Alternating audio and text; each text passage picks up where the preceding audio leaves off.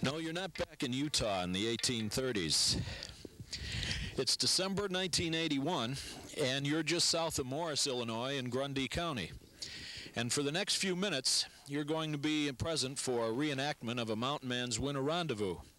And just maybe you won't be such a pilgrim after we learn you a bit. Hi, how are you? What's your name? Many boxes. That's good. All right, and how about you? Old Ephraim. Who do we have back here working on the... Black That's Black Hand. Black Hand, all right. Well, thanks very much. Can you give me a little information about the group Illinois Free Trappers, what you're about? Well, basically, we were established in 1976, and it's more or less a buckskinner's group, and we're reliving the Mountain Man era, 1825 to 1840.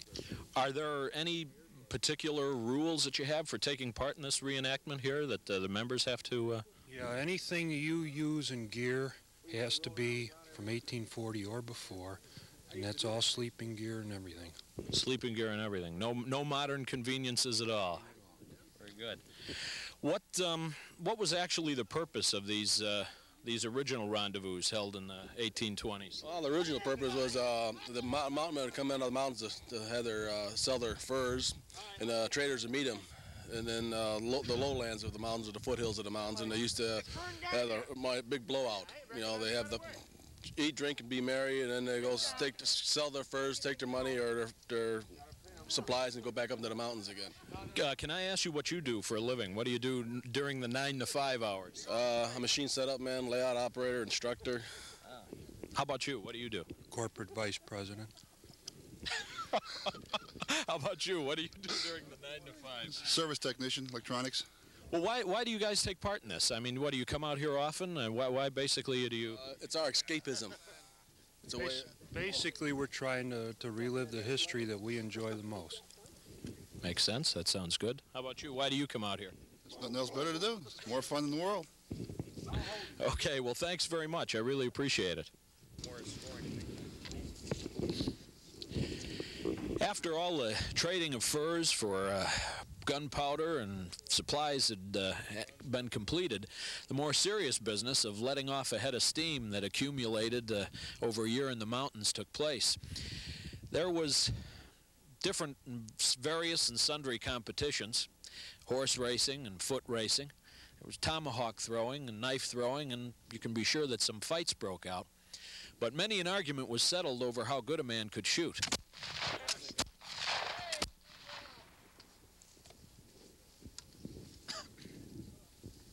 Huh? Fire. Bang.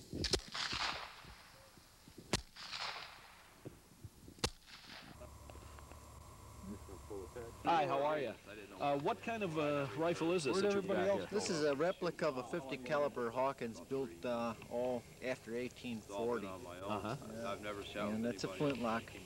Now, is that the Hawken? Was that that was the typical gun used or seen at these rendezvous in the 1820s, 30s? They had a lot of other models. Shooting fire today. This was in the latter, as I say, in the latter of the 1840s. So it was kind of coming in on as a rendezvous was kind of going out. I see. Now, this particular one isn't an antique. I mean, this is a modern version then. I don't know if I hold that good. Yes, this is a modern version. This is one that I built out of a kit. Oh, I see. Okay. Could you give us an idea on how to load one of these? Sure. Maybe you can take us step by step with it. What do we have to do here? First, you want to take and measure your powder out for firing. That's measured out of a powder horn into a deer antler here or whatever. Is that homemade deer antler? Yeah, most of this stuff you can't buy. You either have to trade or homemade. Well, I haven't seen it at Marshall Fields. That's true. No, you won't find any of our stuff at Marshall Fields. Okay. Now, how many grains of powder does that? I happen to use 50 grains of powder in this measure. For the 50 caliber. For the 50. I'm trying to make everything I can. And you want to have a little pillow ticking. Yeah. You want to chew that up a little bit so you get a little moisture on there so you keep your barrel moist and keep it from fouling. One guy has a deer skin for me. You want to roll out your ball out of your ball bag. And you take your wet patch, put that on your barrel. Your ball. It's a bit cold out, no question about that. It's got a short ball starter. You have to hammer your ball home. To get it going, in other words. Right. Okay. Got a patch knife. You want to cut that patch off. And salt it. then scrape it and salt it again. Geez, if you shot anybody, you couldn't plead temporary insanity. No, you'd have to have malice of forethought. That ball's seated now. I'm going to use the hair on. Then take your ramrod out. I'm going to leave the hair on this one. The ones Seat I'm the not gonna ball leave into hair the on, I'm gonna send them chamber. away. I'm not going to use this. There's supposed to be a place in Wisconsin. Now, most people would think it was ready to fire, but it's really not. This being a flintlock, now you have to prime your pan. Actually, the gunpowder you put in the pan will fire off, go down your touch hole, and fire off your main charge, and then your projectile will come out. Whatever happens if you've gone through all these steps and that priming charge doesn't touch it off? Well, you've got a little pick in your priming horn. You can try cleaning out your touch hole. You can have a couple of tries there before you're in trouble. Touch hole is right in here. Touch hole's right in the I side. see. Okay. All right. You don't want to prime it. Yeah, you can go ahead to it. Okay. And then we'll just, I think. This is your frizzen. That's the part that the stone will strike. Take your priming horn and open that up. Add a little gunpowder in the pan. Okay. Half cock your hammer.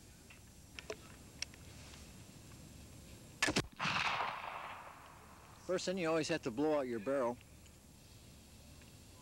These modern-day rendezvous are an attempt to recreate, with as much authenticity as possible, those of the past.